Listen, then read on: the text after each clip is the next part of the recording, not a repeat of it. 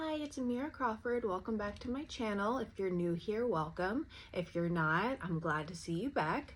This is a place where we offer different services from career consulting and resume review and interview prep all the way through lifestyle and nutrition for plant-based nutrition.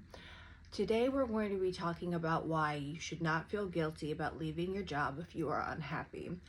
For many of you, I'm sure the main issue may be a frustration with colleagues that are not performing at their best, and perhaps you're the one picking up the slack or you're being forced to do that group project.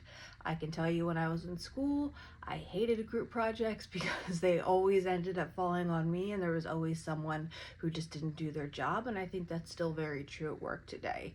And then also seeing that person get rewarded. So you're in a very toxic situation, you are close with your colleagues, but yet you see this person or multiple people advancing and getting accolades for things that you have done well and better, but yet they seem to be getting the most attention. And what I will say about that is that's workplace bullying, and I highly recommend that you check out the workplace bullying site on LinkedIn because it does give good tips regarding workplace bullying. But essentially, I can give you a little bit of background on a situation that happened to me in a few roles before my most recent role, and we had hired someone who was new, and I will share that definitely the onboarding was less than ideal. However, this person did not take any initiative to learn on their own, was not a self-starter, but instead was a giant complainer.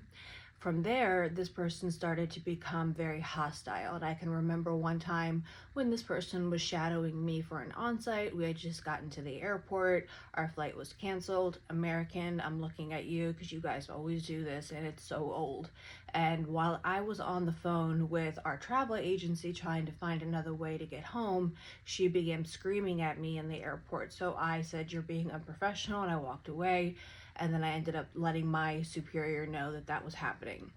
I felt that by sharing that information, there would have been some type of corrective action, but it turns out there wasn't. It seemed like the upper management in my department just didn't want to deal with the drama.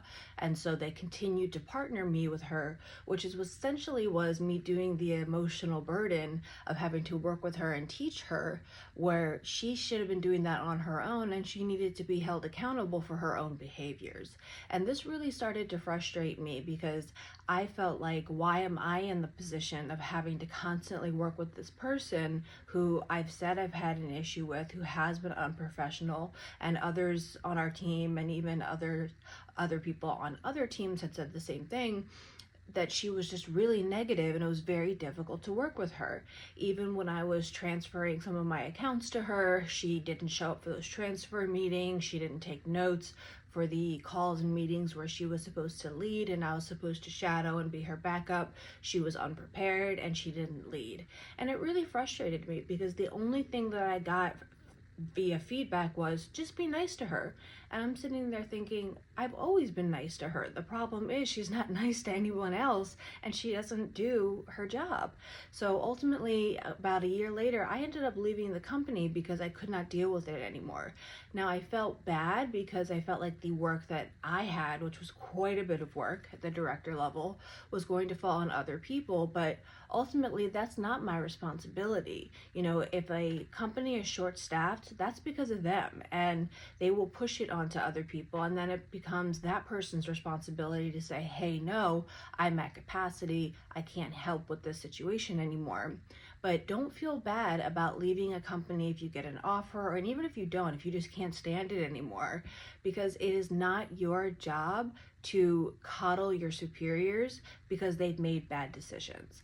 And so I wanted to share that with everyone because I do think there's a lot of hesitation out there right now, especially with the way the economy's been looking for new roles. And I will tell you that while the grass may seem greener on the other side, it probably is. Getting yourself out of a toxic situation at work is so important because it does impact your mental health, but it also really impacts your physical health.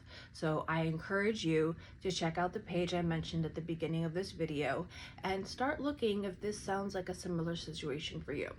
All right, that's what I have for today. Have a great day, everyone. Bye-bye.